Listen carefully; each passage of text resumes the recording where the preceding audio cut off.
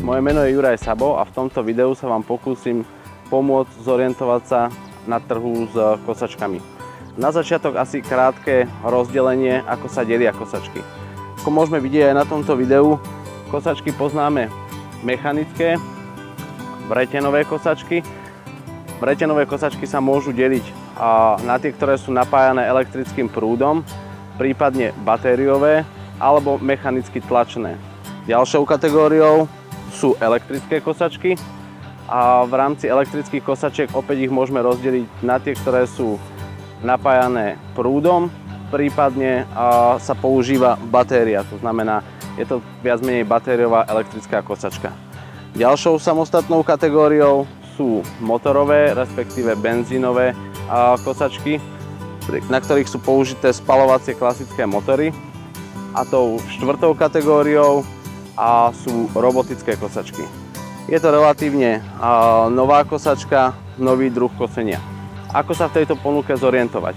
Určite by sme sa mali všeobecne zamyslieť nad tým, akú plochu kosíme, aký výsledok kosenia chceme dosiahnuť, ako často to kosíme a vo všeobecnosti, aké máme možnosti pripojenia, či už je to k sieti, alebo sme nútení používať batérie, prípadne úplne samostatne spaľovací motor. Ak by sme začali od samého začiatku, vretenové, respektíve mechanické kosačky sú určené predovšetkým na malé plochy, ktoré nekosíme často, bavíme sa niekde do 500 metrov štvorcových. Tieto kosačky sa dajú použiť aj v prípade, že nemáme prístup k elektrickej sieti, buď použitím mechanickej vretenovej kosačky alebo batériovej kosačky. Ak sa posunieme vyššie v kategórii elektrických kosačiek, takisto sa bavíme skorej o často udržiavaných menších plochách v satelitných častí miest, ktoré treba relatívne často udržiavať, ale plocha je natoľko malá, že nám postačí elektrická kosačka. Elektrická kosačka sa opäť rozdeľuje. Buď sa používa ako zdroj batéria, alebo samotná elektrika zo siete. V prípade elektrickej kosačky môžeme voliť podľa veľkosti plochy záber samotnej kosačky. Samozrejme platí, čím väčší záber, tým kratší čas, za ktorý tú plochu sme schopní pokosiť. V prípade, že máme relatívne veľkú plochu, potrebujeme to takisto kosiť často, a sme náročný užívateľ, potrebujeme pohľadovo veľmi pekný trávnik. Zvolili by sme benzínovú kosačku, prípadne robotickú kosačku. V prípade benzínových kosačiek zase hlavný cieľ, o ktorom by sme mali uvažovať, je, aké sú naše finančné možnosti, aká veľká je plocha, aká členitá je plocha, ako často ju chceme kosiť. Dôležitou súčasťou pri kosačkách je premýšľanie o tom, ako samotný trávnik funguje, ako rastie, do akého stavu ho chceme dostať, prípadne aký má byť ten finálny výsledok kosenia. Ak potrebujeme od akejkoľvek kosačky, aby bola tráva pohľadová, pekná, anglický trávnik, vo všeobecnosti platí, že nejde o druh kosačky, skorej ide o častosť, respektíve frekvenciu kosenia. Ten ideálny trávnik nám zaručuje vždycky robotická kosačka, ktorá je na Slovensku ešte stále relatívne novinka. Robotická kosačka kosí na báze každodenného kosenia a teda kosí denný prírastok. V ideálnych podmienkách jarného počasia je to len niekoľko milimetrov strávy. Častým kosením nám robotická kosačka je schopná zabezpečiť veľmi dobrý výsledok kosenia, nakoľko samotné steblo trávy sa chová ako bonsai, respektíve ako stromček, ktorý zastrihávame. Čím pravidelnejšie ho zastrihávame, tým viacej rastie tráva do strán, nerastie do výšky, zhustne, je viacej zelená, na pohľad veľmi kvalitná anglická tráva. Čo sa týka jednotlivých výhod, u motorickej kosačky je to nezávislosť od siete a relatívna cenová dostupnosť. Ak pôjdeme smerom dole, u elektrickej kosačky je to ľahká manévrovateľnosť, relatívne znížená cena, respektíve náklady na údržbu elektrickej kosačky. A pri mechanickej kosačke je to samozrejme cena, ľahká manévrovateľnosť, respektíve nulová údržba. Nevýhodou sú samozrejme nevhodnosť na veľké plochy, respektíve sme s ňou schopní zabezpečiť kosenie relatívne na malých plochách. A čo sa týka servisu, určite každú sekačku treba servisovať. Čo sa týka robotickej kosačky, servisovanie tejto kosačky je viac menej na užívateľovi. To znamená, že užívateľ je schopný si servis zabezpečiť doma sám. Čo sa týka servisu, raz za sezónu stačí vymeniť tieto nože, ktoré sa odstredivou silou sú schopné v prípade narazenia na nejakú prekážku zasunúť a tým pádom nehrozí nejaké časté opodrebenie. A čo sa týka motorickej, respektíve motorovej kosačky, je dôležité zamyslieť sa nad brúsením nožov. Ostrý nôž znamená kvalitný výsledok kosenia.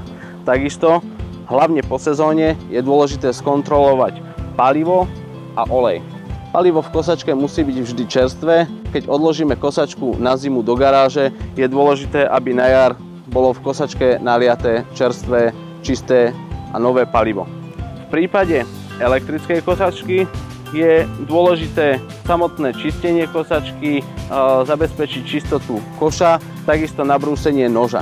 Čo sa týka brúsenia nožov, tak ako pri motorických kosačkách, aj pri elektrických kosačkách, je dôležité pri brúsení zabezpečiť rovnomerné nabrúsenie noža.